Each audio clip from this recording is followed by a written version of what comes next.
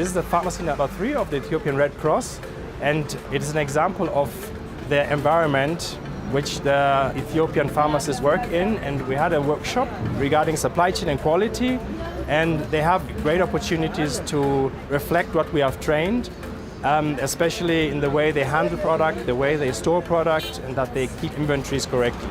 Inventory is within 3 months. Inventory within 3 months. Okay. Is it temperature control? Yeah, we have temperature here.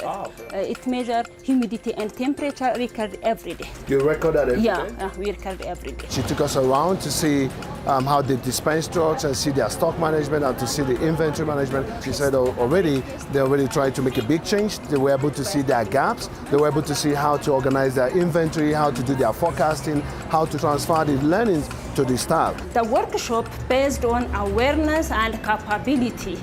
I aware a lot of things we mentioned before within 5 days, and also I build my capacity, and I'm responsible to transmit this capacity for our colleagues.